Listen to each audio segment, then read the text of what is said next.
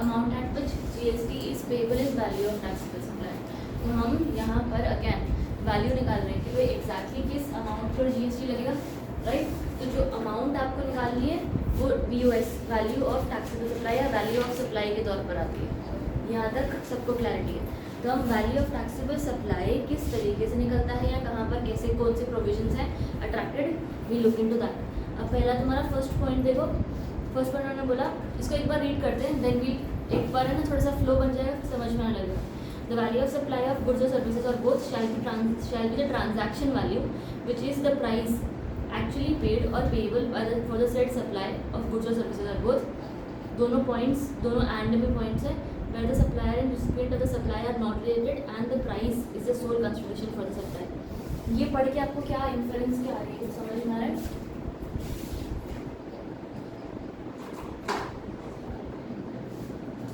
हाँ जी बताओ।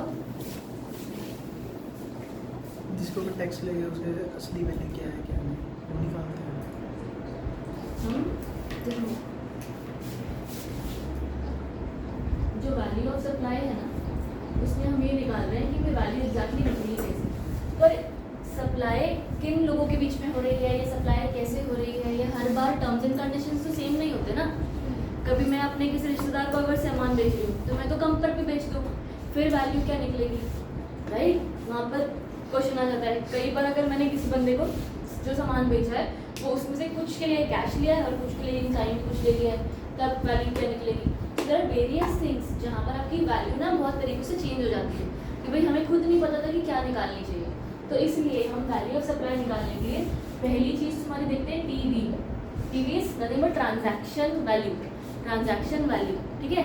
Transaction value का यहाँ पर फर्स्ट पॉइंट दे रखा है कि ट्रांजैक्शन वैल्यू इज द, इसके अंदर दो चार चीज़ें ध्यान रखना है। अमाउंट जो एक्चुअली पेड है, ठीक है, पहला अमाउंट, पहली बात ये हो गई द अमाउंट एक्चुअली पेड। दूसरा इसने बोला कि जो भी अमाउंट होगा, जो भी पेड होगा, ये जो सप्लाई होगा वो नॉट रिलेटेड लोगों के बीच में होगा, ठीक है, नॉट रिलेटेड लोगों के बीच में होगा।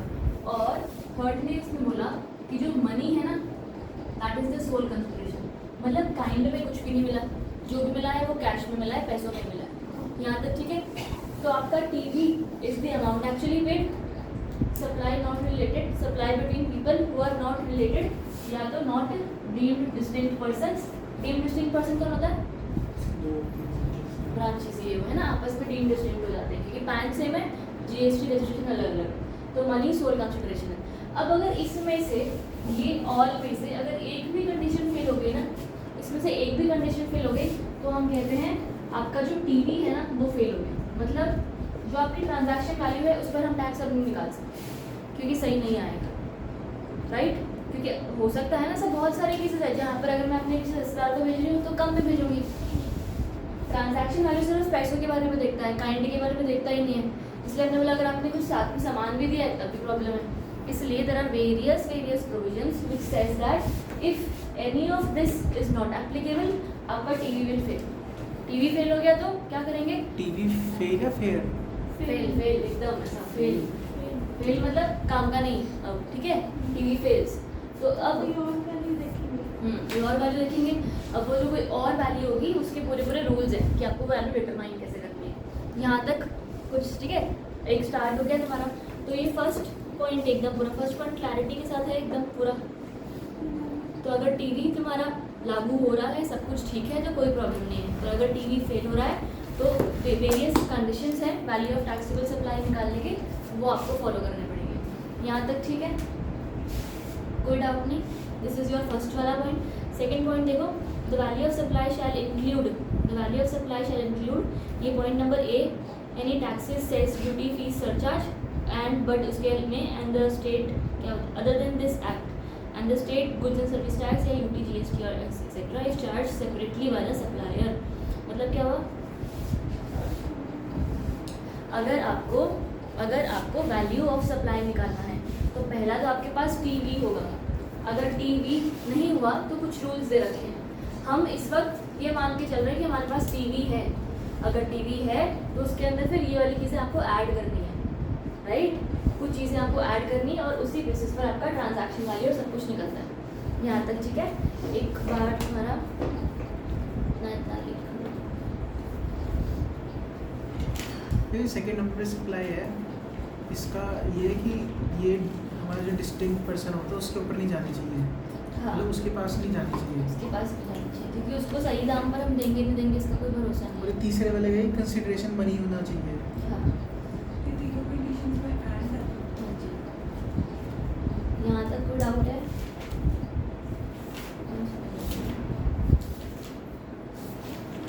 हाँ, यहाँ तक बताओ कुछ दिक्कत तकलीफ समस्या नहीं?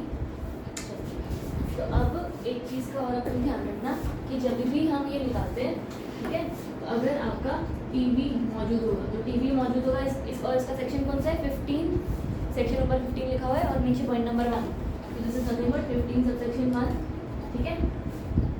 तो तुम्हारा ये चीज़ आ गया। अगर तुम्हारे पास 15 सबसेक्शन 1 के हिसाब से टीवी है तो उसके अंदर तुम 15(2) में जो जो एडिशंस बोल रखी है ना वो ऐड करोगे ठीक है। उस एडिशन में 15(2) की A, B, C, D और E आती है, E तक है ठीक है।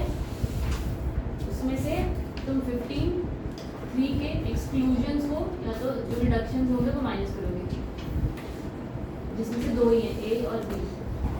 ये सब करने के बाद तुम्हारा वैल्यू ऑफ सप्लाई आएगा। ये एडिशन 5 ही है। ये सेक्शन के नाम है 15(2) का A, B, C ऐसा ठीक है। ये हम साथ साथ करेंगे ये मतलब ऐड होते हैं सारे। ठीक है। इसके लिए मतलब से जगह जगह छोड़ के रख लो, एक पन्ना छोड़ दे यहाँ पर कर देंगे। यहाँ तक समझ में आ रहा है? ये आ जाएगा ना, बस इसके साथ इसी लाइन में ही लिखना है अपने को, यही प्रोफोमा बनना है ठीक है। यहाँ तक पॉइंट कुछ क्लैरिटी आ रहा है?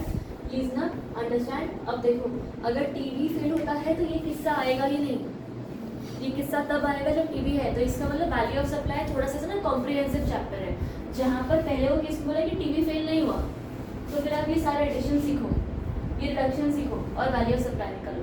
पर अगर टीवी फेल हो गया तो बैक टू स्क्वायर वन, फिर हम देखेंगे अच्छा टीवी फेल हो गया अब क्या करना है, अब रूल्स दे रखे हैं उन रूल्स को फॉलो करना है ठीक है। यहाँ तक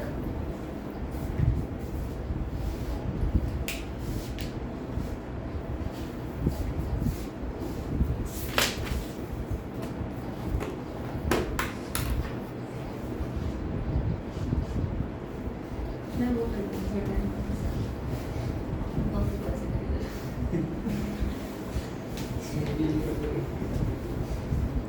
नाम पूरी में बना के ऐसे करना सारा दिन ऐसे करते हैं ना।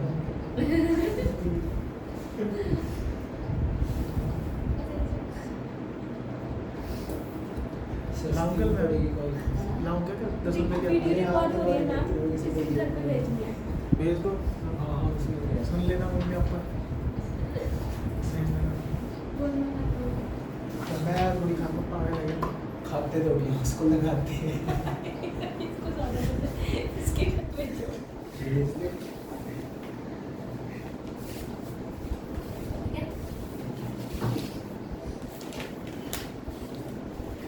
यहाँ तक कुछ हल्का फुल्का स्ट्रक्चर क्लियर हो कि हम क्या क्या रहे हैं ठीक है। ये चीज़ क्लियर होगी, टीवी इन तीनों के अलावा अगर कुछ और हुआ तो वो नहीं है टीवी बस। नहीं है फिर वो रूल्स आएंगे और अगर टीवी है तो ये सारा प्रोफोमा आएगा। यहाँ तक ठीक है। अब अगला सवाल देखो, TCS के बारे में बोला है कुछ। TCS इनकम टैक्स वाला TCS याद आ रहा है क्या था इनकम टैक्स में TCS में? TCS टैक्स कलेक्टेड पता क्या था? पढ़ेंगे क्यों? वीडियो नहीं देखते। जिसने पढ़ा उसको आता है। क्या हाँ, चीज़? जैसे हम डेटा पे करके हमें पहले पैसे मिलते हैं कलेक्टेड एड्स उसमें हम दूसरे बंदे को सारा पैसा दे देते हैं पहले और हम लोग उसकी पे करते हैं। डिडक्ट में पैसे काट के देते हैं, हाँ, उसमें फिर कंसिडरेशन दे देते हैं, वो आगे बंदा भूल जाता है। हाँ, और ये यूजुअली कब आता है?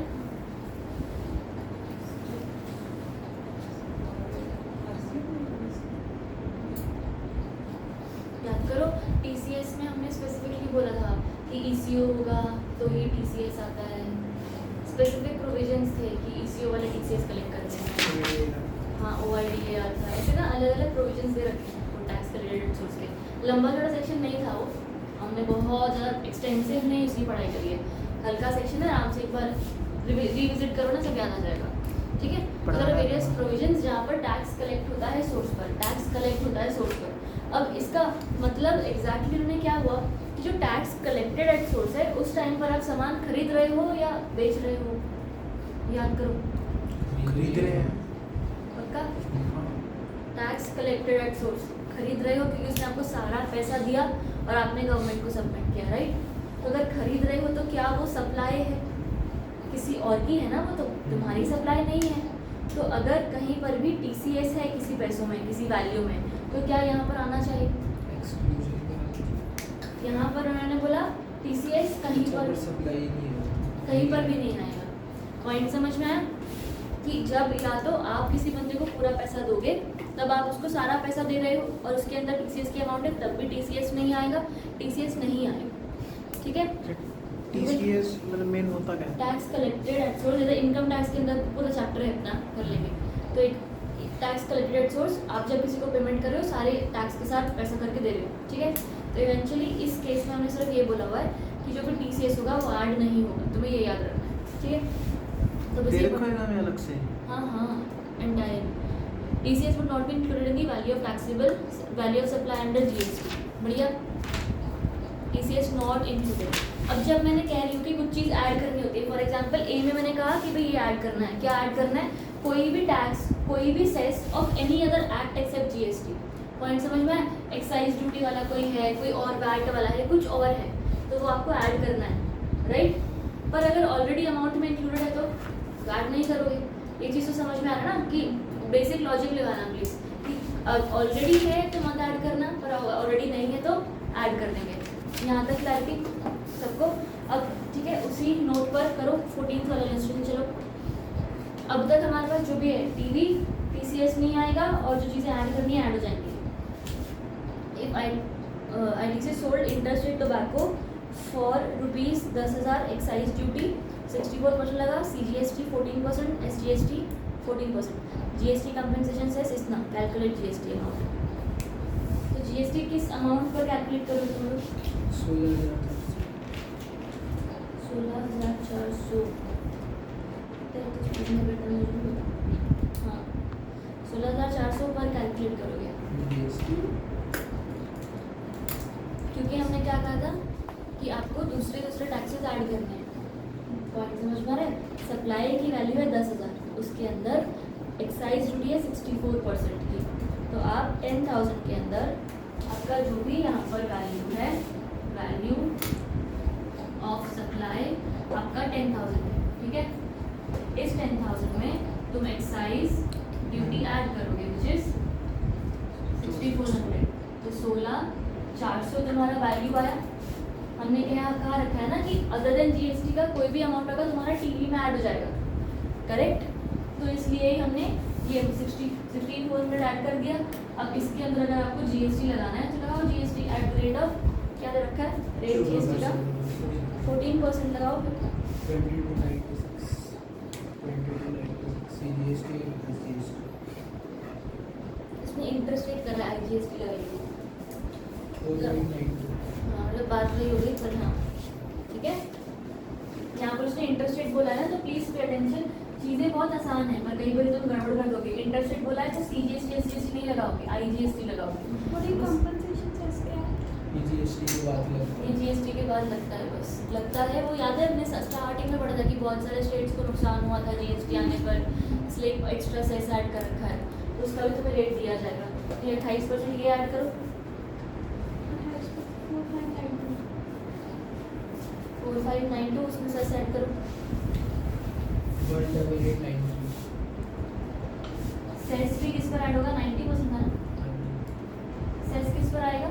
ये 16,400 प्लस नहीं 4,590 इसी पर ही आएगा, दोनों चीज़ें इसी पर ही आएंगी, नहीं तो टैक्स ऑन टैक्स हो जाएगा, कैस्केडिंग इफेक्ट हो जाएगा। जैसे तो IGST को मतलब GST को इंक्लूड करते हैं नहीं, वो इनकम टैक्स में होता है। इनकम टैक्स में जो सेस होता है 4% वाला, वो टैक्स के अमाउंट के साथ होता है, GST के अंदर नहीं आता। जीएसटी वाले वो कैस्केडिंग इफेक्ट को सीरियसली ले रहे हैं, नहीं तो आपने जीएसटी पर सेस लगाया तो डबल हो जाएगा ना।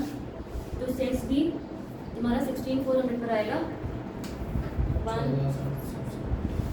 14760, टोटल करोगे तुम्हारी 35,752। तो मैं बताना 22% सेस लगाते हैं नॉर्मली लगाते हैं 22, बीच में तो 5 ही था, बढ़ा बढ़ा के इतना करते हैं।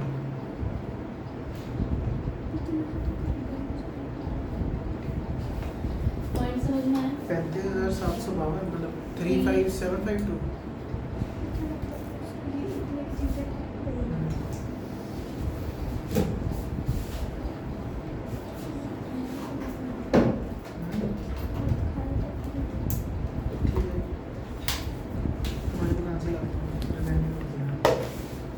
यहाँ तक अगला वाला भी 15 फटाफट से स्पीड में करो। 15 machine was imported custom duty 10%। ये भी 10,000 रुपये 10,000 1,10,000 में SWS क्या चीज़ होती है? SWS तो मैं नहीं पता, उसमें इग्नोर करने बोला तो तुम इग्नोर कर दो। ये कस्टम्स वाले चैप्टर में हम पढ़ेंगे।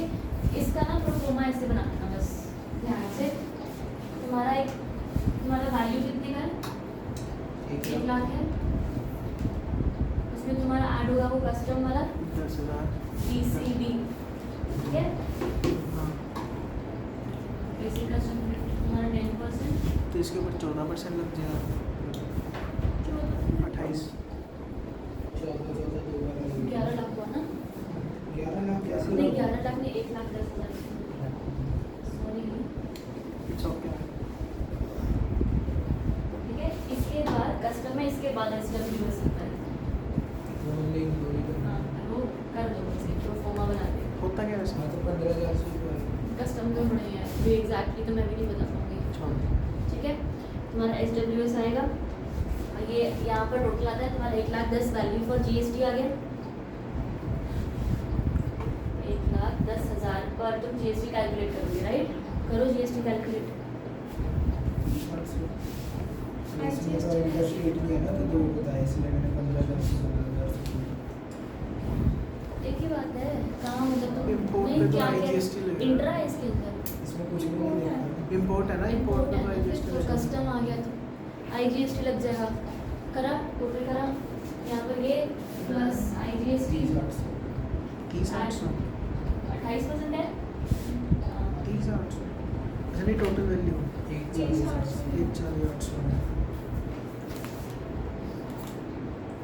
बताओ आ गया?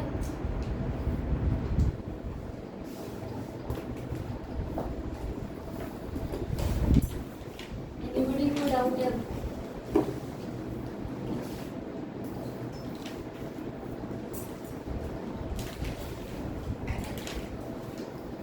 ठीक है, तो तुम्हारा 15(a) टैक्स सेस ड्यूटी हुआ जिसमें GST नहीं है। पॉइंट समझ में आया? Yes ma'am.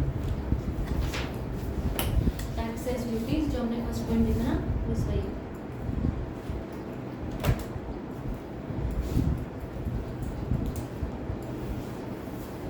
पेपर में ऐसे करके आना लिखा यहाँ तक ठीक है।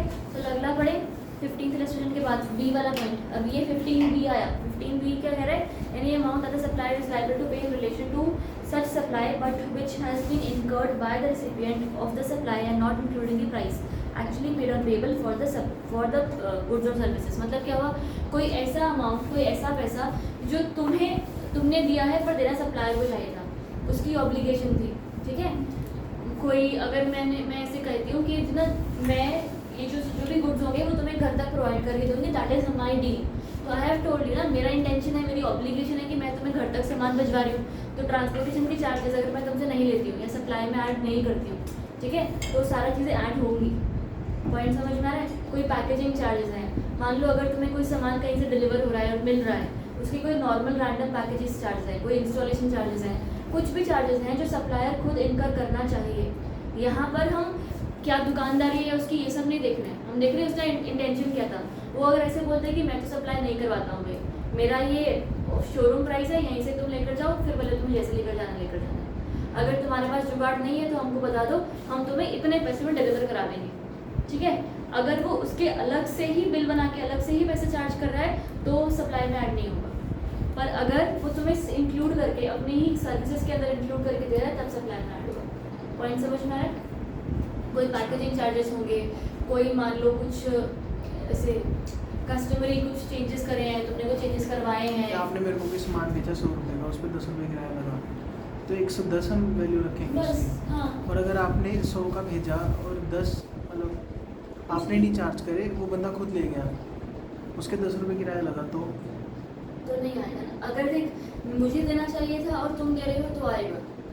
मान आपको supplier if I am supplying you certain amount of goods, my obligation है कि देखो मेरा बंदा आ रहा है, हम लोग खुद ही सप्लाई करते हैं और मेरा बंदा कम चार्ज करता है, तो आप उससे ले लेना। अगर ऐसा है मतलब मेरा ऑब्लिगेशन है, मैंने बोला है कि मैं सप्लाई करूँगी और मैं तुमसे उस चीज़ के पैसे ले रही हूँ, तो वो ऐड होगा। पॉइंट समझ में आ रहा है?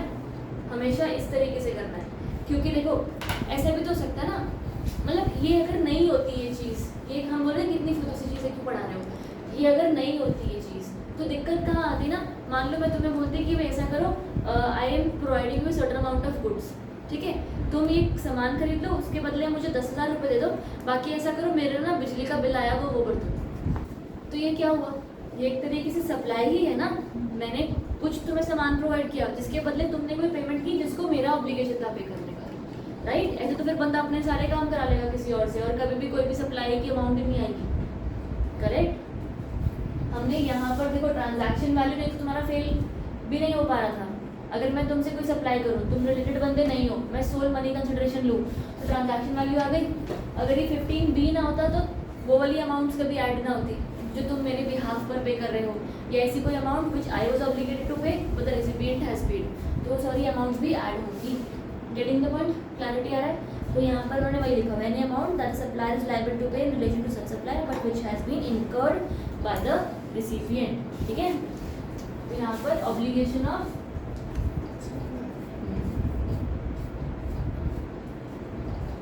Supplier paid by recipient.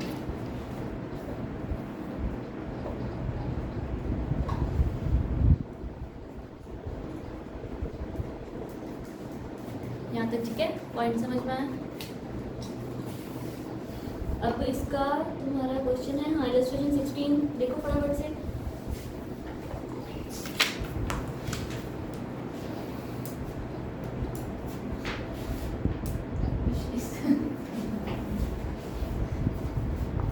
जगह रहने के लिए बनाए गए किताब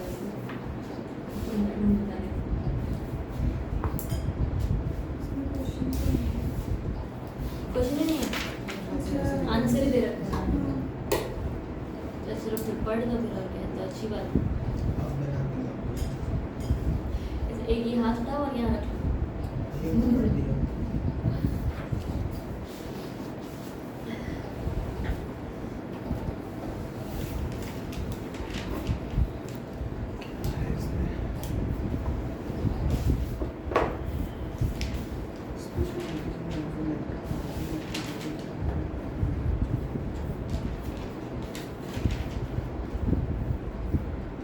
पॉइंट भी सेम ही है।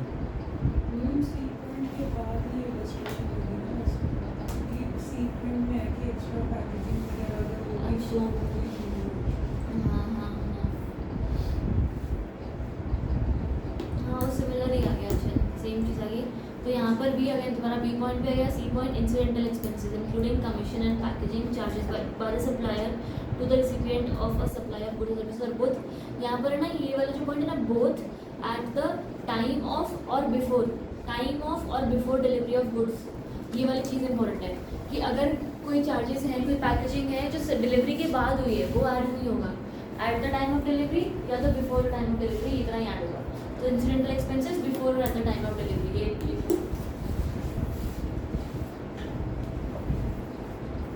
कमीशन कैसे है? कमीशन कैसे इंक्लूड करेंगे? कमीशन मतलब वो भी ऐड कर देंगे और बीच कुछ के नहीं। ब्रोकर को कमीशन दे रहे हैं, वो भी हाँ, कमीशन ऐड हाँ। करेंगे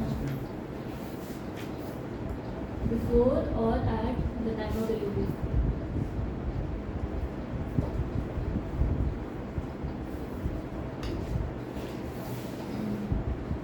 पॉइंट समझ में आया? इसके बाद उन्होंने वही बोल रखा है इंस्टॉल्ड मशीनरी सोल्ड, तो पूरा पैसा ऐड किया 105 वाला। साथ ही साथ कोई वेट चार्जेस, डिज़ाइन चार्जेस, ये सब भी ऐड कर दिए।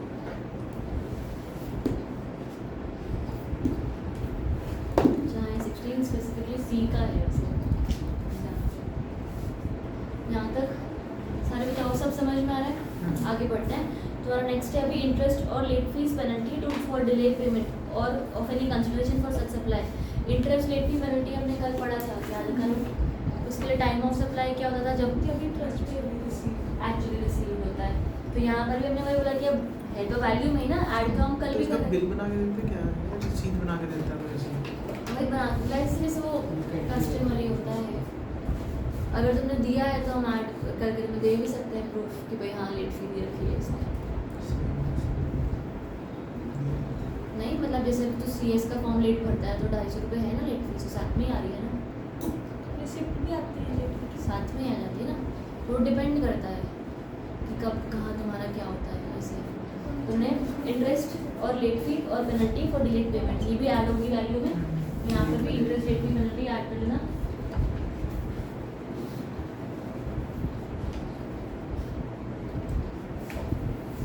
ठीक है, अगले का आंसर बताओ। 17th आसान। वैल्यू ऑफ सप्लाई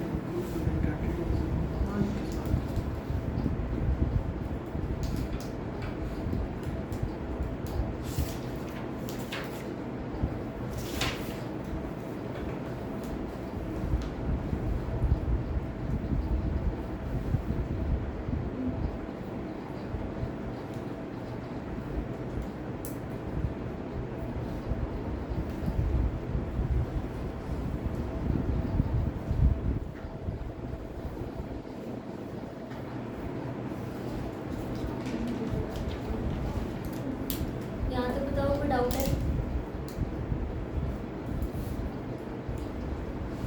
अगला पॉइंट करें। ई पॉइंट में बोला subsidies directly linked to the price excluding subsidies provided by the central government and state government. मतलब क्या हुआ, आपको सप्लायर ने या आपको सप्लाई करते वक्त कोई सब्सिडीज मिल गई, अगर सब्सिडीज सेंट्रल या स्टेट गवर्नमेंट ने दी है तो ऐड नहीं, हाँ तो ऐड नहीं होंगी। पर अगर आपको सब्सिडीज किसी भी और रैंडम बंदे ने दी है तो ऐड हो जाएगी। तो बस सब्सिडीज एक्सेप्ट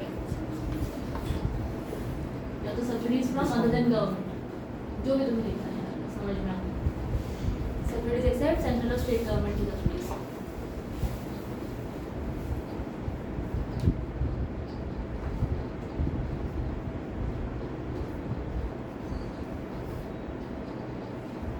मिल गया, हो गया। अब तुम्हारा ई वाला जो पॉइंट है ना, वहाँ पर एक और चीज़ है, जो नीचे इंसेंटिव और ये जो लिखा हुआ है ना, तो और कुछ नहीं है, एक incentive paid by MeitY to acquiring banks for promotion of RuPay debit cards. ये कुछ नोट है, एक आया था नोटिफिकेशन टाइप का पहले, क्लैरिफिकेशन। तो यहाँ पर उन्होंने बोला कि ना ये इंसेंटिव स्कीम के अंदर रुपे डेबिट कार्ड वाले वो कुछ भीम UPI ट्रांजैक्शन के से पैसे देते हैं, इंसेंटिव देते हैं based on the transaction value up to 2000। करना तुम्हें कुछ नहीं है, ये भी एक तरीके की सब्सिडी है, सिर्फ लास्ट क्लैरिफिकेशन में आ जाओ। Transactions, it is clarified that incentives paid by MIT to acquiring banks for rupee debit cards and low value BHIM UPI transactions are subsidies and not taxable। ठीक है, ऐसा कुछ अजीब सा MIT BHIM UPI ये तीनों वर्ड इकट्ठे करे हुए तो क्या करोगे? हाँ ये लिखा हुआ है MIT BHIM, क्या करोगे? कुछ भी नहीं, क्योंकि ऐड नहीं करना। ठीक है, यहाँ तक क्लैरिटी है? ज़्यादा तो बात इनके फुल फॉर्म क्या है? पता नहीं, याद नहीं, पता नहीं भारत।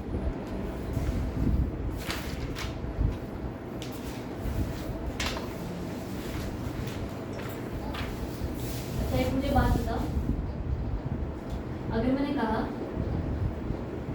कि 11 लाख का वैल्यू है, ठीक है, भारत इंटरफेस फॉर मनी, हाँ भारत इंटरफेस फॉर मनी। ये 11 लाख की जो वैल्यू है ये इंक्लूसिव ऑफ जीएसटी है, ठीक है। स्कूटी तुम्हारी स्कूटी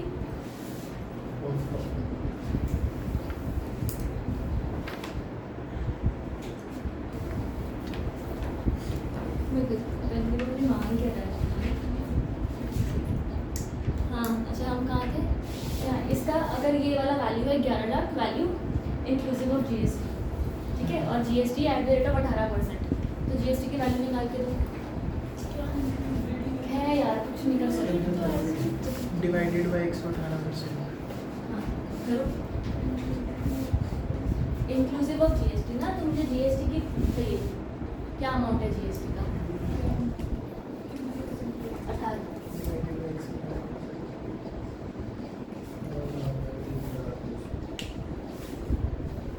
तब हुआ आ गया, ये चीज़ आता है ना, गड़बड़ नहीं करोगे ना पेपरों में, बस ये चीज़ तो मैं ध्यान रखो।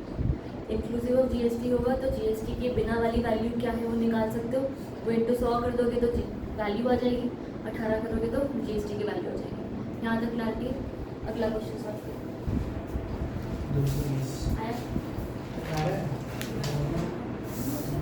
Price of product, price of which includes following subsidy, central government से 10-30 माइनस हो जाएगा। From NG. यार फ्रॉम एलए क्या है, एलए बाहर से है?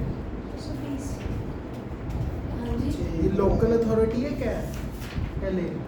गवर्नमेंट वाला होगा, लोकल अथॉरिटी है ना, ठीक है। तो 10 और 30 40 210 आएगा। मैं एनजी वाला तो गलत है। अच्छा तुम्हारा ये 200 NG वाला ही minus करेंगे। 25 25 होगा। 180 हो गया। If that is the case, 18 to GST included, which means what? Same कह रहे हैं। 100 plus 80 is equal to 200. Right? तो 100 plus 18 is equal to 200 का इसका मतलब क्या हुआ? कि अगर तुम क्रॉस मल्टीप्लिकेशन करो तो ये 200 होगा। ये तो 100 की वैल्यू नॉन गवर्नमेंट ऑर्गेनाइजेशन। असल वैल्यू निकालनी है, तो वैसे आ गई 100 into 200। मैम हम पॉइंट नंबर 3 पे थे। वो देखो सामने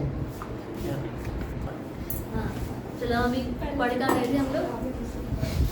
मैम पॉइंट नंबर 3 पे हम। Point number 3 value of supply. यहाँ पर डिस्काउंट की अमाउंट क्या क्या इंक्लूड नहीं होगी, अगर before eight the time of supply discount है तो आपको माइनस कर सकते हो प्रोवाइडेड इट इज रिकॉर्डेड, ठीक है। दूसरा हमने बोला आफ्टर वाला भी रिकॉर्ड किया जा सकता है, आफ्टर वाला भी तुम्हारा आएगा।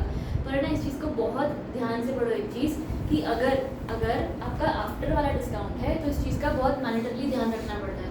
One of the examples is कि मान लो एक बल्क, अगर हमको तुमने कहा है कि भाई बल्क वाला जो सप्लाई होगा ना, या कुछ तुम इतने एक्सीड करते हो क्वांटिटीज से, उसके बाद हम आपको डिस्काउंट देंगे। तो आपने जो पहले क्वांटिटीज से आप एक्सीड नहीं किए तब तो आपको कोई डिस्काउंट नहीं मिला। मान लो मैंने तुम्हें कहा था कि अगर तुमने 1000 क्वांटिटीज खरीद ली तो 1000 के बाद जो भी होगा मैं तुम्हें डिस्काउंट दूंगी, वो कंपनी पॉलिसी। मान लो कंपनी ऐसा कहती है कि जो भी टोटल अमाउंट ऑफ सप्लाई होगा ना उस पर 5% का डिस्काउंट मिल जाएगा अगर तुम 1000 से ऊपर खरीद लिए तो, ठीक है। तो ये केस में जब तक तुमने 1000 नहीं किया तब तक कोई डिस्काउंट नहीं मिला। 1000 के ऊपर गए, जो भी तुम्हारी अमाउंट आ रही है उस पर टोटल डिस्काउंट मिल गया, राइट। तो इसीलिए ही उस टाइम पर आपको ये बोला जाता है कि अगर ऐसा कुछ हो रहा है तो आप एक चीज़ नोट इशू करते हो, उस नोट को क्रेडिट नोट कहा जाता है, ठीक है। हम दोबारा, क्योंकि इनवॉइस तो बन चुके हैं ना, तो दोबारा सारे इनवॉइस थोड़ी बनाते बैठोगे। ऐसे तो उसने थोड़ा थोड़ा करके कितना सामान खरीदा होगा, और ऐसा एक सप्लायर तो होगा नहीं जिसके साथ आपने कॉन्ट्रैक्ट किया है, वैसे कितने सारे होंगे। तो उन सप्लायर्स को आप एक क्रेडिट नोट इशू करते हो। क्रेडिट नोट जो आप इशू करोगे ना, उसके अंदर आपने वो अमाउंट लिखी होगी जो डिस्काउंट की अमाउंट है जो आप उसको दे रहे होगे। पॉइंट समझ में आ रहा है।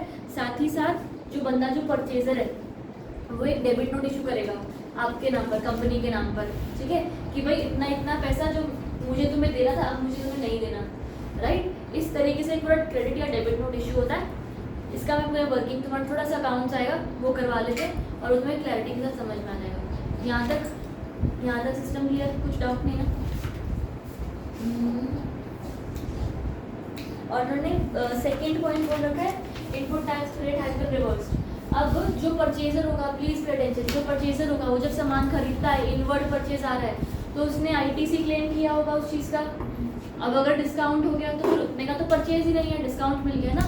तो जो अमाउंट ऑफ डिस्काउंट होगा उसका परसेंट आईटीसी जो भी होगा वो आपको रिवर्स करना पड़ेगा। आईटीसी कैसे रिवर्स होता है वो आईटीसी के चैप्टर में। यहाँ तक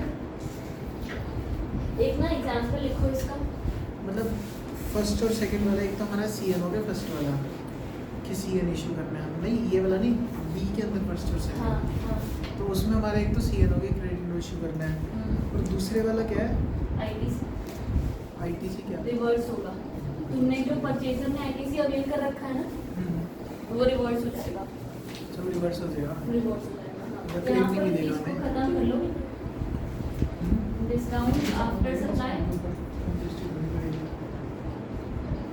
ठीक है। अब इसके अंदर वो प्रोवाइडेड कर लो,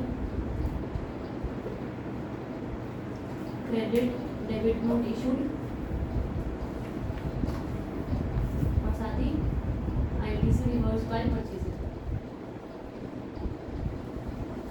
ठीक है। क्रेडिट नोट और debit note issued, ITC reverse by the purchaser. Discount after supply भी प्रोवाइड हो सकता है, आफ्टर सप्लाई भी माइनस हो सकता है, provided to conditions. Credit note या डेबिट नोट इशू किया रखा है और आईटीसी रिवर्स हो गया, ठीक है। यहाँ तक कोई डाउट है?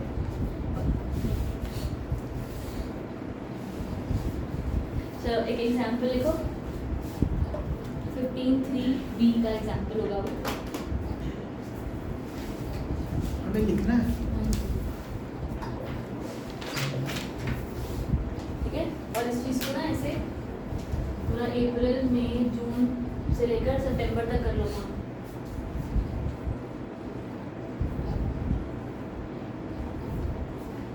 ठीक है, हो गए सारे महीने हैं, एक आधा कम लग रहा है।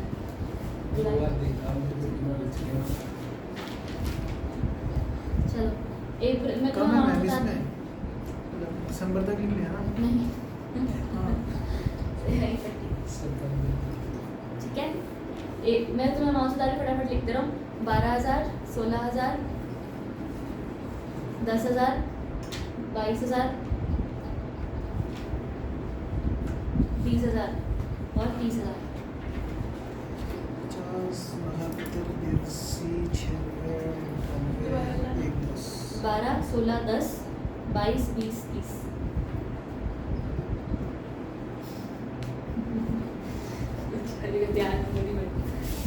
लिखिए। अब ये जो सारे हमारे परचेजेस है ना, हमने बोल रखा था कि ना डिस्काउंट, यहाँ पर कहीं पर ना साइड में नोट कर लेना कि discount provided at purchase of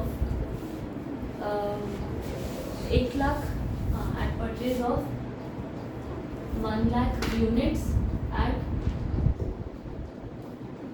10 each. Discount provide क्या? डिस्काउंट प्रोवाइड होगा अगर तुमने 1 लाख यूनिट्स खरीद लिए एट ₹10 ईच, खरीद चुके हो तो उसके बाद से तुम्हें डिस्काउंट नंबर मिल ऑफ जाएगा। यूनिट्स है क्या? हाँ ये यूनिट्स, तो 1 लाख के ऊपर चला गया ना, 1,10,000 चला गया ना। उसके बाद अगला यहाँ पर इंटू 10 कर लो, सबकी वैल्यू आ जाएगी। हाँ, 11 लाख, 1 लाख। ठीक है, तो तुम्हारा 11 लाख हो गया। सारे साथ में हो कि लिखना पड़ेगा मुझे? क्लैरिटी करते रहे साथ में। ये तुम्हारा ये बस डिस्काउंट टू बी प्रोवाइडेड, अगर वैल्यू तुम्हारी 1 लाख है इंटू 10, सॉरी यूनिट्स 1 लाख तुमने खरीद लिया, उसकी वैल्यू यहाँ पर ही आ गई। ठीक है। 22, अब अच्छा मुझे एक बात बताओ, 20, 30। अब एक बात बताओ कि इसके पहले जब तक आप 11 लाख नहीं पहुंचे थे तब तक क्या कोई भी तरीके का डिस्काउंट मिला था? नहीं मिला था। अब आपने 11 लाख अमाउंट परचेज कर लिया है, ठीक है। इसके बाद जो ना हम बस खत्म कर रहे हैं यहाँ पर, नहीं तो वो पूरा साल जाता है, उसके बाद आपको कब क्या डिस्काउंट मिलने वाला है। हमारा काम होगा कि हम 1 लाख क्रॉस कर चुके हैं, अब आपको इस 11 लाख की परचेज पर डिस्काउंट मिलेगा। पॉइंट समझ में आ रहा है?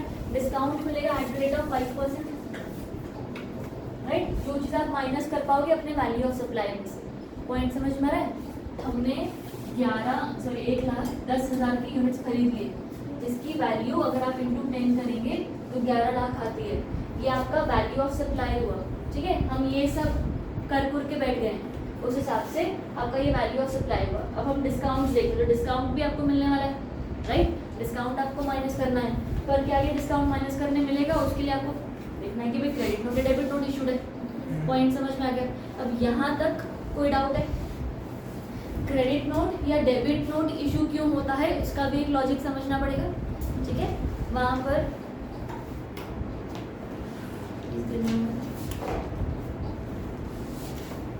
ये सबका हो गया ना लिख के? Everybody sure? Discount provided and the rate of purchase of 1 lakh units at the rate of 10% each. Journal entry भी करने को आएगी ना? क्या एग्जाम्स में नहीं करते इन द बुक्स ऑफ, अच्छा यहाँ पर लिख लेते हैं ना, mister A X to mister A mister X purchase from By limited. A B C company, थोड़ा कुछ तो लिखते हैं यहाँ तक, ठीक है? अब अगर in the books of A B C तो एंट्री क्या आएगी? मान लो क्रेडिट पे खरीदा है, क्योंकि नहीं तो फिर पैसे दे दिए होते, फिर बड़ा वो कम होता है। क्रेडिट पे खरीदा है तो क्या एंट्री आएगी? In the books of A by C, ABC, purchase account debit to X purchase to X. पक्का? In the books of A B C अच्छा ABC to A B C X X आना चाहिए, ABC कुछ ABC थोड़ी आएगा, उसका ना क्या है? मिस्टर एक्स का अकाउंट डेबिट हो रहा है और इसका अकाउंट क्रेडिट हो रहा है, ये तुम्हारी जर्नल एंट्री आई। सेल थोड़ी कर रहा है ना, ABC तो परचेज कर रहा है ना, ABC परचेज, अच्छा ठीक है। पक्का? क्या मेरे को इट्स ओके बोलना है। सब ABC, Mr. X purchases from X size, ठीक है? और अगर इन द बुक्स ऑफ ये एक्स, अब आएगी वो वाली एंट्री, कौन सी वाली? Purchase to ABC. पक्का? Yes ma'am. मैंने 10% credit. बढ़िया। अब तुम्हारी ये वाली हाँ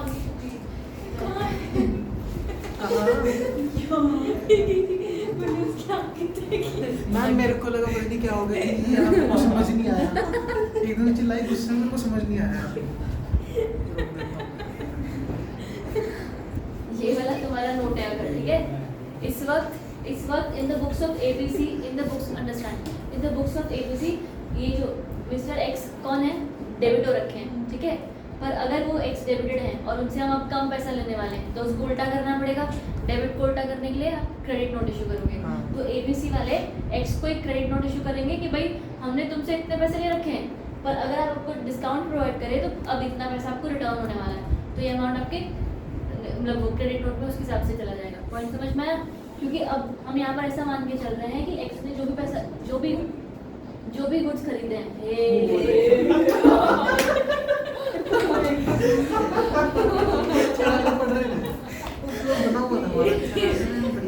उसको अंदर जा रहेगा मैम, अंदर जाना है, अंदर जाना रास्ता है। दिखाना है, आप पे जाएगी तो जाएगी। हमने शुरू में कहा था नीचे चलेगी।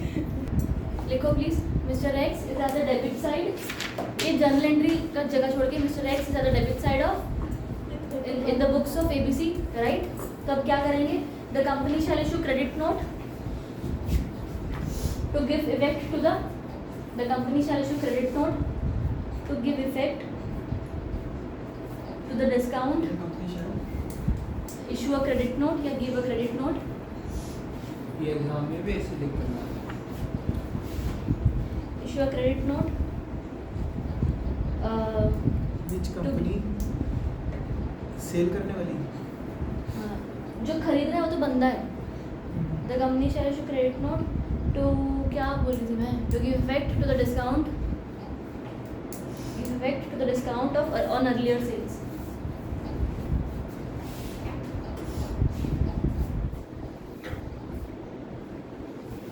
एंड मिस्टर ए, बस फुल स्टॉप, अगले पॉइंट में लिख लो। मिस्टर ए नहीं, mister x will issue a debit note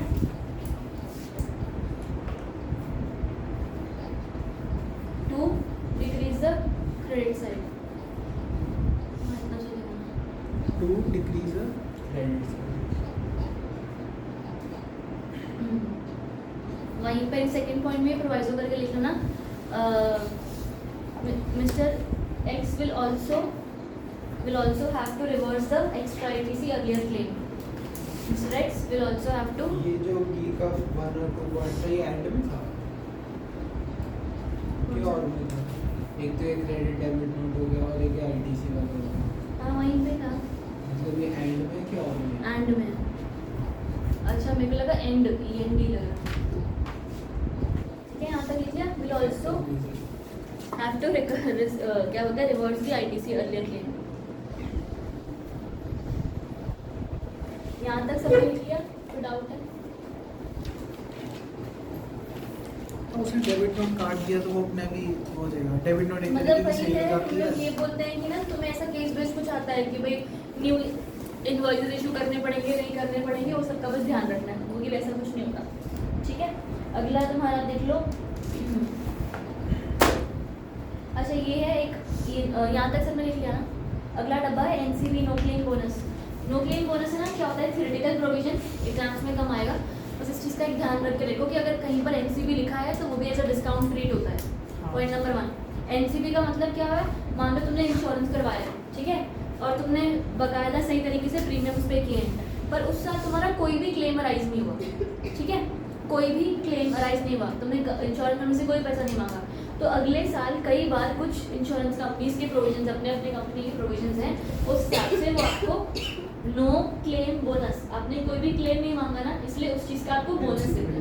ठीक है, वो बोनस कैसे देंगे, bye way of a discount in the amount of premiums. तो ये ऑप्शन में डिडक्ट होता है। ये मतलब हाँ, ये डिस्काउंट माना जाएगा, यस। ठीक है, तो डिस्काउंट विल इंक्लूड NCB का अमाउंट। इंश्योरेंस कंपनी वालों की तरफ से उनकी सप्लाई। हाँ, वो उनके लिए डिस्काउंट, उन लोगों ने डिस्काउंट दिया। ठीक है, यहाँ तक किसी को भी डाउट है? अगला तुम्हारा 21 करो, आंसर है ये। सप्लाई 1000 के पहले का नो, दूसरे का नो यस। डिस्काउंट नो, दूसरे का यस नहीं, दूसरे का तो no। 90,000 है ना फर्स्ट उसका 21 का। हाँ हाँ, before time after input tax credit not reversed. वो तो हम आफ्टर में देखेंगे ना, आफ्टर के 2 पॉइंट है तो बिफोर के देखेंगे।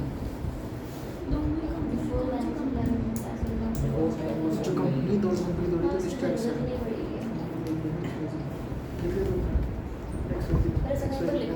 नो ही करना पड़ेगा, भले वो तेरा पॉइंट ठीक है, लॉजिकली पॉइंट ठीक है, पर है ना ITC कई बार अगर क्लेम कर रखा है और नहीं किया और डिस्काउंट हो गया कुछ चीज़, यहाँ पर अगर ऐसा कुछ लिखा होता है तो फिर पूरा लिखना, लेकिन अज्यूमिंग करके पूरा प्रोविजन एक्सप्लेन करना पड़ेगा। अगर यस नहीं मैं नो लिखा पर नो तो एक्सप्लेन करना एक्सप्लेन करना पड़ेगा। ये केस वन में ऐसे ही करना है जैसा आपने करवाया है, पूरा एक्सप्लेन करना है। पूरा क्रेडिट नोट डेबिट नोट नहीं लिखना है, पर तुम्हें ये लिखना पड़ेगा कि एग्जैक्टली क्या हो रहा है। पहले में बताओ, फॉलोइंग सप्लाई है 90,000 कैलकुलेटर 100 रुपये ईच, डिस्काउंट 18%। पहले उसने बोला discount not known at the time of removal, तो क्या इस चीज़ का डिस्काउंट अलाउड होगा? Discount before eight the time मिलता है और आपको पता होना चाहिए कि डिस्काउंट मिलने वाला है, पता ही नहीं है, अचानक से उन्होंने कुछ दे दिया तो GST वाले मानेंगे नहीं, तुम्हें इस चीज़ का डिस्काउंट नहीं मिलेगा। यहाँ तक क्लैरिटी है? Second point, discount not known at the time of removal in terms of agreement entered before the time of supply, but input tax credit not reversed by the buyer. Bill वो पहले deduct करके बनाएगा तो इसमें ज़रूरत ही नहीं है इस चीज़ इसमें को ज़रूरत देखने नहीं है, पर भाई दोनों चीज़ों को एक्सप्लेन करना पड़ेगा आपको, क्योंकि ITC रिवर्स किया है नहीं किया है ना, ये चीज़ आफ्टर में आती है, पहले में नहीं आती है, तो तो हम उसमें डिस्कस करेंगे। समझाना पड़ेगा ना आपको समझाना पड़ेगा कि अगर ऐसा है बिफोर है और ITC नॉट रिवर्स है, तो तुम समझाओगे कि भाई वैसे आफ्टर में होता है ये चीज़, बट अगर आप ऐसा कह रहे हो तो नहीं, ठीक है ऐसा। अच्छा नहीं होएगा। यू कैन आंसर ऐसा इधर यस या नो में, बस उसको एक्सप्लेन करना पड़ेगा प्रोविजन को, ठीक है? या तो तुम यस लिख दो और फिर एक्सप्लेन कर दो कि the requirement to reverse ITC is for discounts after the supply, ठीक है, नॉट बिफोर। पॉइंट समझ में आया तो डिस्काउंट मिल जाएगा इसका। यहाँ तक क्लैरिटी है सबको? किसी को भी डाउट है बताओ।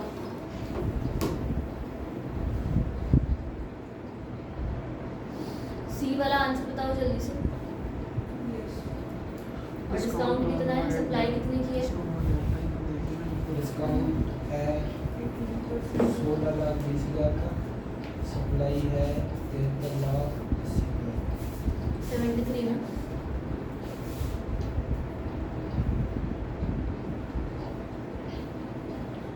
आपके दूसरे वाले में क्या होता है या आफ्टर वाले एक्सप्लेन हाँ जैसे ना जो डिस्काउंट आफ्टर वाला था ना उसकी उसमें तो ITC रिवर्स लेगा लेना होता है वो आफ्टर में, उसमें तो नहीं था क्योंकि ये सप्लाई बिफोर है। 18,160 अगर भी पॉइंट देखेगी तो डिस्काउंट का फिर अगर हम आफ्टर वाला एक्सप्लेन हाँ है ना, इसलिए 16,000 ऐसे value of supply should not include discount which is given before the time, उसका कुछ नहीं बोला। फिर आफ्टर द सप्लाई उसने बोला कि अगर आफ्टर द सप्लाई का आपको डिस्काउंट चाहिए तो उसके लिए आपको क्रेडिट डिस्काउंट भी एप्लीकेशन करना पड़ेगा और साथ में ITC रिवर्स लेना पड़ेगा। फिर आफ्टर के लिए ना जहाँ पर सप्लाई से बिफोर हो गई है राइट Discount is तो वैल्यू सप्लाई आ जाएगी, नहीं 15(3)(b एक्सप्लेन वैल्यू सप्लाई तो ऐसी आएगी ना, 15(3)(b) को एक्सप्लेन करके बोलोगे क्या कि ये जो कंडीशन है ITC वाली वो आफ्टर में पर हमारा सप्लाई बिफोर है इसलिए हम मिल जाएगा। मतलब कि 16,20,000 कि ITC पे फोकस हम कर सप्लाई पे फोकस कर कि सप्लाई का बिफोर हो गया तो ITC रिवर्स करने से तो कोई बात ही नहीं आती। हमने जैसे कि हमने लिया ही नहीं ना डिस्काउंट पहले ही मिल चुका है यहाँ तक 90,000 कैलकुलेटर 100 रुपये का है ना, यहाँ तक किसी को भी डाउट है बताओ जल्दी से। फोर्थ सेक्शन अभी 15 के 3 तक सेक्शन हमने कर लिया ना। 15(4) क्या कहता है कि अब 15(4) कहता है अगर टीवी अगर फेल हो गया, ट्रांजैक्शन वैल्यू फेल हो गई तो 1 से लेकर 3 तक का आप कुछ भी नहीं कर पाओगे राइट। तो अगर टीवी फेल है तो सेक्शन 4 आएगा। Section 4 is to be read with rules ना हमारे 27 से लेकर 31 ठीक है। तो मैं ये सारे रूल्स पढ़ने होंगे और उन रूल्स के हिसाब से तुम्हें डिडक्शंस मिलेंगे। पॉइंट समझ में आया? तो सेक्शन 4 अपने आप में कुछ नहीं कह रहा। सेक्शन 4 कहता है कि अगर टीवी फेल होता है तो section 15(4) to be read along with the rules. यहाँ तक क्लैरिटी?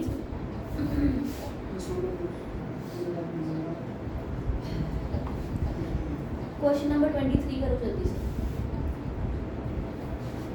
ये 4 और 5 करा दिया 4 करा दिया, 5 अभी नहीं करना, 5 थोड़ा बाद में करना। मैं तो चेक किया मुझे तो सिर्फ कैश कंसीडरेशन बल्कि इम्पैक्ट प्रेफरेबल होता है। क्वेश्चन नंबर तो 23 कैश और चेक दोनों चलेगा ना। अच्छा क्वेश्चन नंबर 23 में ध्यान दो क्या क्वेश्चन पूछा हुआ है। इसने बोला motor vehicle worth 20 lakh is sold by MS Sundar private limited to a customer in retail market and for which 5 lakh has been paid in cash and balance amount by way of cheque ठीक है। Find the following TCS under section 206C of the income tax act is applicable in the given case. क्या TCS applicable होगा? क्यों applicable होगा? क्योंकि अगर TCS applicable ना होता तो ये इतना बड़ा क्वेश्चन TCS एप्लीकेबल होगा वहाँ पर। प्लीज ये वाला ना ढंग से लिखो अपने बुक्स में। क्वेश्चन नंबर 23 का ये अनरजिस्टर्ड पर्सन को दे रहे हैं इस करके। लिखो 23A yes TCS applicable because the value of car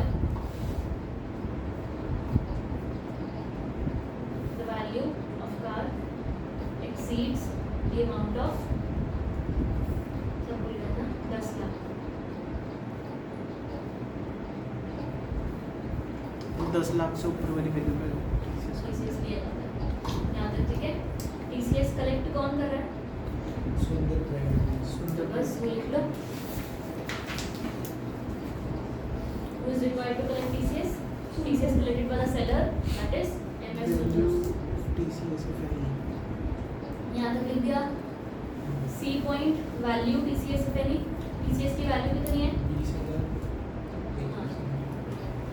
1% कटता 1% है।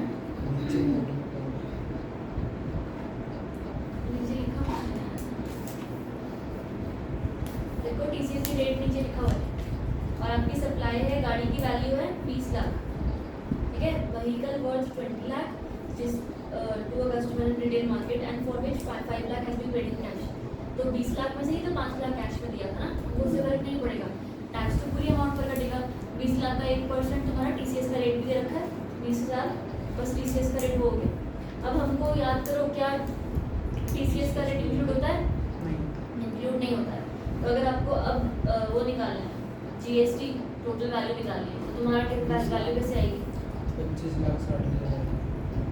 अच्छा टोटल वैल्यू निकालनी है तो 20,000 इंटू 128 मतलब 28% लगा दो। 20 लाख की हुआ उस पर 28%। प्लस 20%। हमने फर्स्ट में पढ़ा था, देखो TCS की वैल्यू इंक्लूड नहीं करते, तो फिर नहीं करेंगे। आपकी TCS की वैल्यू उसने पूछी थी, हमने निकाल के दे दी। अब इस वक्त GST के लिए वैल्यू क्या है? या तो GST की वैल्यू निकालनी है, इसकी वैल्यू निकालनी है। वैल्यू ऑफ टैक्सेबल सप्लाई है, वो तो अभी भी तुम्हारा वही है ना, 20 लाख ही रहेगा ना वैल्यू ऑफ टैक्सेबल सप्लाई। अब इनवॉइस प्राइस निकालनी है। इनवॉइस प्राइस मतलब वैल्यू में GST प्लस सारा टैक्स टूक्स छोड़ के सारा फाइनल अमाउंट। पॉइंट समझ में आ रहा है तुम दोनों को? इधर इनवॉइस प्राइस मतलब क्या हुआ कि फाइनली बिका कितने में, मैंने तुम्हें बिल कितने का काट के दिया, तो उसके अंदर तो सारी टैक्सेस टूक्सेस सब आ जाती है ना। यहाँ पर हमने बोला टैक्सेबल सप्लाई की प्राइस सिर्फ 20 लाख है, TCS की अमाउंट इंक्लूड नहीं होगी, तो इनवॉइस प्राइस कैसे आएगी? Value of supply 20 lakh plus GST 28%। करो फटाफट से कैलकुलेट।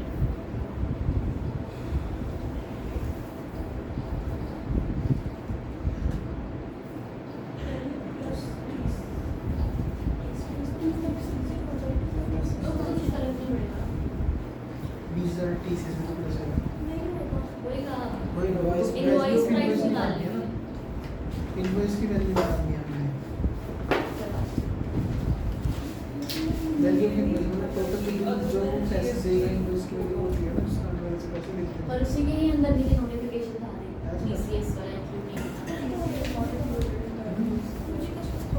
इनवॉइस की जो अमाउंट होती है ना वो सारे से लिखते हैं। बता देख, हमने ना प्लीज यहाँ पर एक बार ध्यान दो। देखो हमने क्या बोला? हमने बोला कि वैल्यू ऑफ सप्लाई निकालना है, ठीक है, वो VOS टू निकालना है।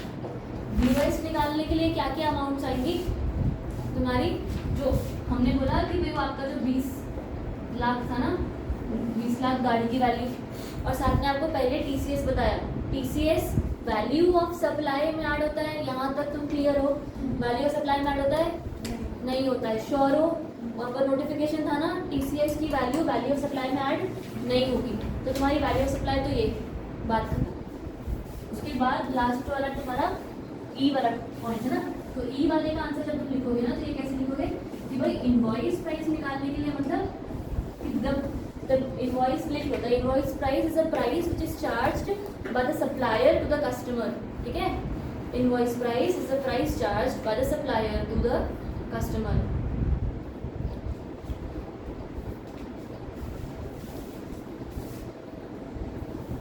ठीक है, यहाँ तक समझ में आ गया?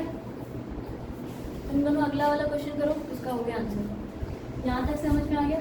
अब इधर हमने बोला कि अगर वो प्राइस चार्ज, अगर मैं तुमसे मैं तुम्हें कोई सामान बेच रही हूँ, ठीक है, तो GST की अमाउंट मैं तुमसे वसूल लूँगी, TCS की अमाउंट भी तुमसे ही आएगी, है ना, क्योंकि तुम मुझे सारा पैसा दोगे, मैं गवर्नमेंट को सबमिट करूँगी। TDS में ऐसा होता है, आप टैक्स काट के पैसा देते हो, TCS में आप सारा पैसा देते हो। तो इनवॉइस प्राइस मतलब वो सारा पैसा जो मुझे मिलेगा। इनवॉइस वो बिल जिसके अंदर वो सारी अमाउंट्स लिखी हुई हैं। पॉइंट समझ में आ रहा है? इसलिए हम वैल्यू ऑफ सप्लाई में वो तो नहीं इंक्लूड कर रहे, right. Invoice is finally bill कितने का बनने वाला है ये बताओ। तो इसलिए इनवॉइस प्राइस में तुम्हारा एक वैल्यू ऑफ सप्लाई आया 20 लाख का, प्लस GST आया एट द रेट ऑफ 28%, ठीक है, वो तुम्हारी अमाउंट जो भी आती है, साथ ही साथ तुम्हारा वो भी आ गया TCS तो तुम दोगे ना मुझे 20,000 का, तो ये टोटल पैसा का बिल मैंने बनाया, जो सारा पैसा तुम मुझे देने वाले हो वो इनवॉइस में इंक्लूड होता है। पॉइंट समझ में आया? वैल्यू ऑफ सप्लाई और इनवॉइस दोनों को कंफ्यूज मत करो। क्लैरिटी? जी हाँ, समझ आया? अगर मैं सिर्फ ट्रांजैक्शन वैल्यू निकालनी है तो उसमें जीएसटी और टीसीएस नहीं आएगा, नहीं, उसके बाद 15 में आएगा। हाँ 15 ऐड करोगे, सब कुछ ऐड करोगे, फिर तुम्हारा वैल्यू ऑफ सप्लाई आएगा ना, उसमें वो सारा ABCD ऐड होगा, वो माइनस होगा, डिस्काउंट, फिर तेरा वैल्यू ऑफ सप्लाई आएगा। ठीक है, वो प्रोफोमा के हिसाब से चलना है। बताओ हो गया? अगला 24th हो गया। सप्लाई की वैल्यू सप्लाई की वैल्यू इंक्लूड सबसे पहले तो जीएसटी रेट आगे के उसमें 18% 11 लाख रिसीवर्स रिक्वेस्ट वाली रिसीवर्स रिक्वेस्ट वाली आएगी कि नहीं? क्या? रिसीव्ड की रिक्वेस्ट पे अगर हमने पैकेजिंग किया हाँ वो मिल पाएगी। अच्छा लेकिन एक चीज़, की है ना अरे वो तो पता है, लेकिन उसको माइनस तो नहीं करना। नहीं कुछ। अच्छा एक चीज़, हाँ समझाती हूँ कि क्या, यहाँ तक क्लैरिटी है सबको? अगला वाला बताती हूँ क्या करना है यहाँ तक, ठीक है?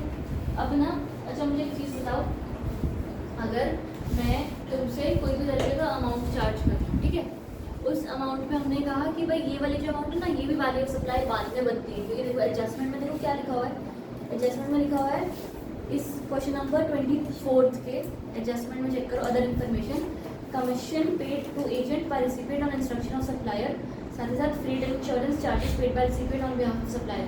ये दोनों अमाउंट्स ऐसी अमाउंट्स हैं जो आपने सप्लायर के बिहाफ पर पे करा है, और ये इंक्लूडेड नहीं है, तो तुम इसको ऐड कर दोगे, राइट?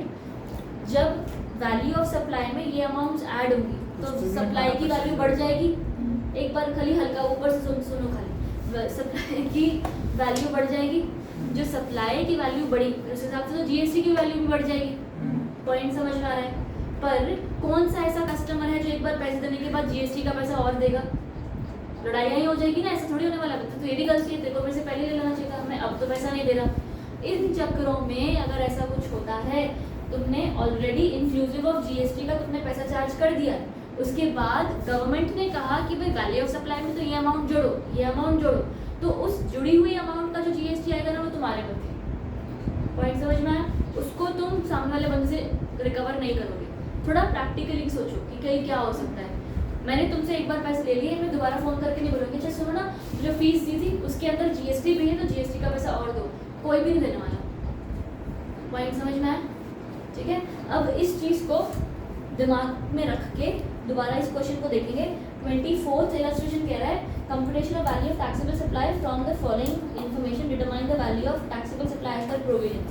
अब उसने बोला contracted value of supply of goods including, अब अपनी समझ में आता है, इंक्लूडिंग जीएसटी एट 18%। इसके अंदर 18% की जीएसटी की अमाउंट इंक्लूडेड है, पर यहाँ से मत निकालो। क्यों यहाँ से मत निकालो? सारी अमाउंट डालने के बाद निकलेगा। अगेन यहाँ पर अब इंक्लूडिंग जीएसटी बोला, और the contracted value of supply includes the following cost of primary packaging और cost of productive packaging, design and engineering charges. ये सारे अमाउंट्स ऑलरेडी इंक्लूड है, निकालने की जरूरत है? इंक्लूड है ना, और इंक्लूडेड होनी भी चाहिए। सो जैसे पीजीबी में मैं किया, अलाउड है और एडेड है तो इग्नोर करेंगे। बढ़िया। तो आपका कॉन्ट्रैक्टेड वैल्यू विद जीएसटी का अमाउंट क्या है? लिखो कंप्यूटेशन ऑफ ब्ला ब्ला और लिखो कॉन्ट्रैक्टेड वैल्यू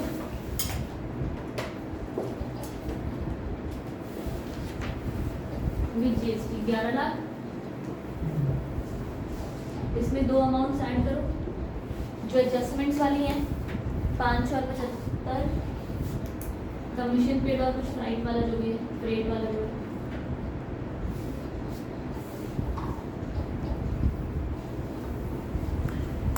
सारे समझ में आ रहा है? साथ में हूँ, ये दोनों अमाउंट्स ऐड हो जाएंगे, तो तुम्हारा यहाँ पर आ गया value of invoice, value with GST, value with GST. ठीक है, हाँ वो तेरी बात ठीक है, वैल्यू विद इनवॉइस और इनवॉइस वैल्यू। इनवॉइस तो हम इसी पे काटेंगे ना, हम सामने वाला से जीएसटी। हाँ, वैल्यू ऑफ इनवॉइस आ गया। ठीक है, यहाँ पर क्या कितने जीरो आएंगे? एक और डाल। ठीक है, यहाँ तक क्लैरिटी है। अब अब जीएसटी की वैल्यू निकालो, चलो फटाफट, शाबाश।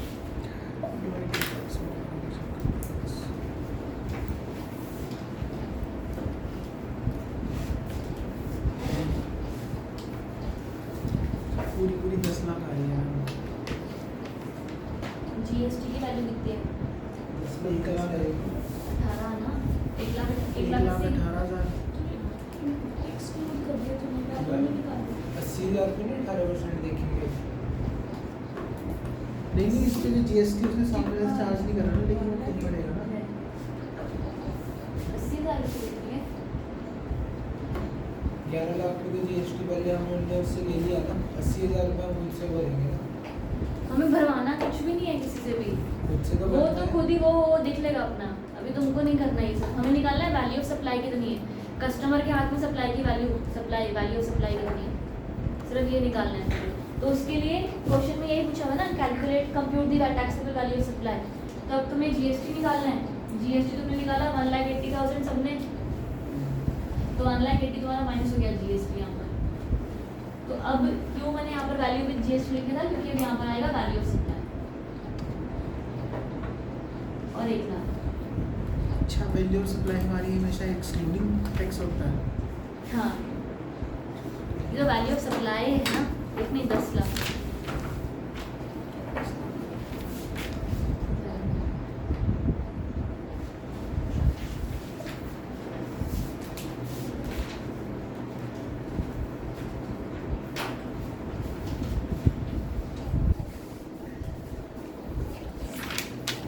कोई भी टैक्स ऐड नहीं होता है, सेस तो कुछ भी ऐड नहीं होता ना। नहीं, ये तो सप्लाई की वैल्यू है ना, ठीक है।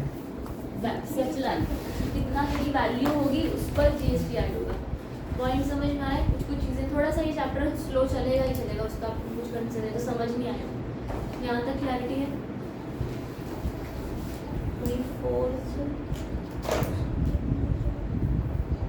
चलो 25 भी करो फटाफट से। 2 लाख। हम्म? 2 लाख। बोला हाई मेरी अमाउंट बोला क्यों? इसी हिसाब से करेंगे। Compute the value of taxable supply. यहाँ नहीं पर पहले तो पेड वाली सीट पे नहीं है ना। 2,07,932। वैल्यू ऑफ मेरे तो सब कुछ भी नहीं आ रहा है। तूने किस पर निकाला जीएसटी? 12% पर है। जीएसटी निकालना है। नहीं, पर मैं बोल रही हूँ वैसे 12% पर है, तूने 18 का निकाला, 12 ही करा था। Invoice that includes the following. Invoice में तो सब कुछ आएगा ही, है ना। अरे पर वैल्यू ऑफ सप्लाई में 51,000 नहीं आएंगे क्योंकि वो सेंट्रल गवर्नमेंट की 50,000 आएगा। चार्जेस 51 नहीं आएगा, 50 आएगा। हाँ माइनस 24,000 करेंगे। हाँ तो ये अच्छा मैंने 24,000 माइनस प्लस कर हाँ, दिया। कुछ गड़बड़ की रही है। ट्रेड डिस्काउंट माइनस कर देंगे। ये अलाउड है और शोन सेपरेटली भी है, तो वो पहला वाला डिस्काउंट 15,4 ए है, नहीं 15,4 नहीं, 15,3 का ए आएगा ये। तो 176 होएगा इसका मतलब। हाँ जी। वो वाला है ना। हाँ, तो लाख में से आ रहा है 1,57,000 76,000, 1,76,000 सबका आ रहा है। और सप्लाई की वैल्यू कितनी है? 1,57,143। 4 मंथ 1 4 मंथ आ रहा है मेरा। एक वर्कर तक देगा 176 का। तो 157,143 ये वही होगा। नहीं डिवाइड ही करना है, तो आपने गलती करती है ना, जल्दी जल्दी हाँ, वो लिख आगे नीचे। एक बार हो जाता है। 1,413 के बदले मैंने 1,4 किया आया। कहाँ तक पहुँचा? कितने वैल्यू अब?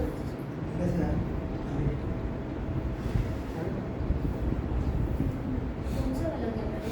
पिछले वाला। अच्छा, 1,80,000 की तरह ये है। देखा मैंने एक सेकंड।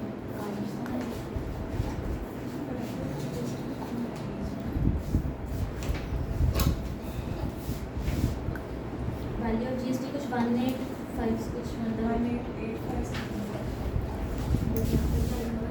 जो तेरा क्या था ना,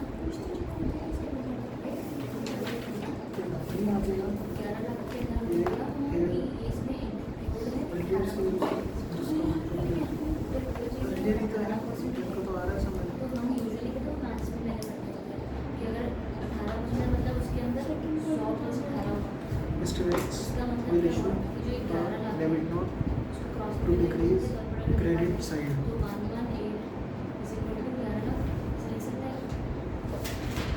लिख सकता है क्योंकि हाँ, 11 debit. लाख के अंदर 18% है तो मतलब 118 करेगा तो 11 लाख और अगर तू 100 करेगा तो To decrease credit side. अगर तू 100 करेगा तो तेरा वैल्यू सप्लाई करेगा और into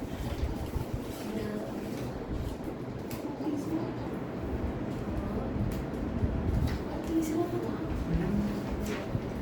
Mr. X also have to reverse the ITC earlier payment. अब ये हुआ इसके अलावा हमको सिर्फ जीएसटी की वैल्यू निकालनी पड़ेगी हमने माना है कि जीएसटी की वैल्यू निकालनी है तो चलो यहाँ पे हम देख रहे हैं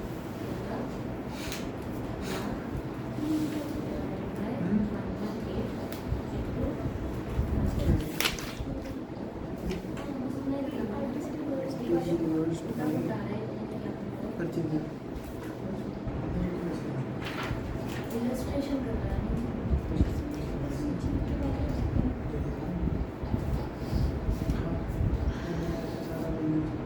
कोई बात नहीं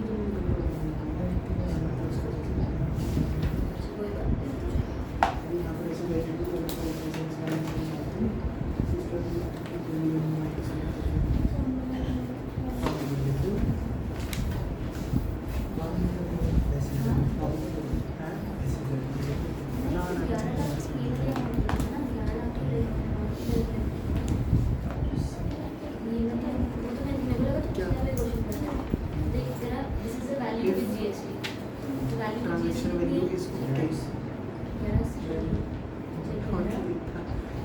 Is okay. Then perform.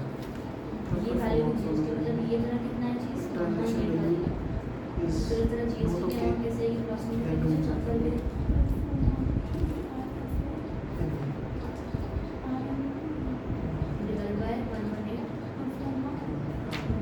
And if TV is wrong, TV is wrong. Into 100 करेगा तो सप्लाई की अगर एक 18 उसमें से जो 100 है वो वैल्यू सप्लाई की वैल्यू है और जो 18 है वो जीएसटी की वैल्यू है अगर तू इंटू 100 भी कर रहा है तो इसमें से माइनस कर दे तेरा जीएसटी हाँ तो ये है ना तेरा ये निकाले तो माइनस कर दिया निकाल दे समझ आया?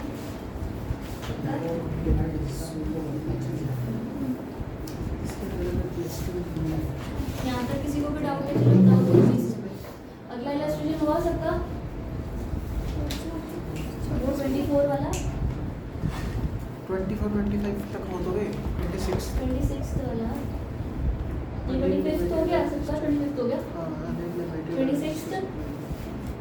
26 में दोनों का अलग अलग निकालना पड़ेगा 26 का अरे सॉरी यार 26 हो गया ना मैं 26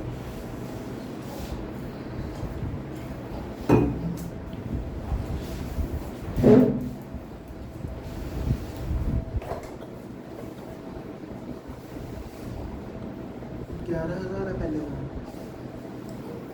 कंप्यूट द जीएसटी लाइक छोड़ दे हाँ 11,000 पे 18% लगा दिए फर्स्ट वाले का ना